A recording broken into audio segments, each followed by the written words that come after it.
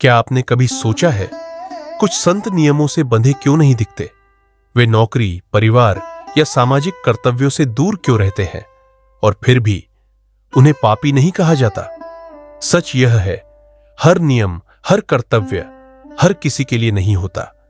और यही बात प्रभु श्री कृष्ण गीता के 3 अध्याय के 18वें श्लोक में अर्जुन को बता रहे हैं। नैव तस्य कृतेनार्थो न कृतेनेह कश्चन न चास्य सर्वभूतेषु कश्चिदर्थव्यपाश्रय। हम जैसे सामान्य लोग इस संसार में रहते हैं इच्छाओं, जिम्मेदारियों और उलझनों के बीच।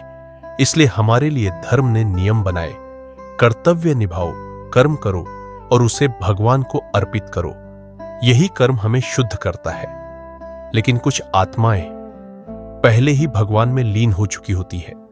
उनका मन शुद्ध करने के लिए उन्हें कर्म की सीढ़ी चढ़ने की जरूरत नहीं होती। वे सीधे भक्ति में रहते हैं, ध्यान, भजन, कीर्तन, सेवा। अब एक उदाहरण समझिए। एक बच्चा तैरना सीख रहा है, उसके लिए लाइफ जैकेट जरूरी है। लेकिन जो तैरना जानता है उसके लिए लाइफ जैकेट मजबूरी नहीं। ठीक वैसे ही कर्तव्य उन लोगों के लिए है जो अभी रास्ते पर है।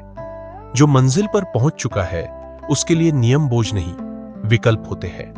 संत कर्म छोड़ते नहीं, वे कर्म से ऊपर उठ जाते हैं। और यही है कर्म और भक्ति का गूढ़ रहस्य।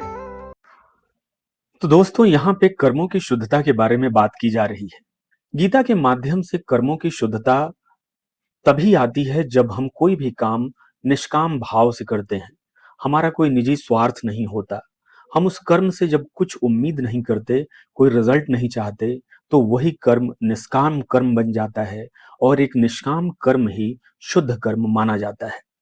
उदाहरण के लिए मान लीजिए कि आप एक गृहिणी हैं, दिन भर अपने घर को संभालती हैं, खाना बनाती हैं, बच्चों की सेवा करती हैं, पति को देखती हैं, माता पिता की सेवा में आप तत्पर रहती हैं और इन सब कार्यों के पीछे आपका कोई अपना निजी लालच नहीं है, तो निश्चित रूप से ये कहा जा सकता है कि आप रोज रोज गृहस्थ आश्रम में रहते हुए ही निष्काम कर्म कर रही हैं।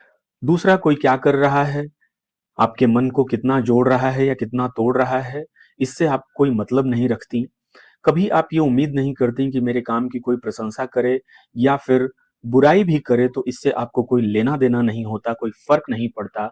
तो ऐसे कर्म निष्काम कर्म हो जाते हैं और शुद्धता की कसौटी पर पूरी तरह से खरे माने जाते हैं। भगवान श्री कृष्ण के मुख से निकले गीता के इन अनमोल वचनों को अपने परिवार और अपने दोस्तों के साथ शेयर जरूर करें। चैनल को सब्सक्राइब कर लें।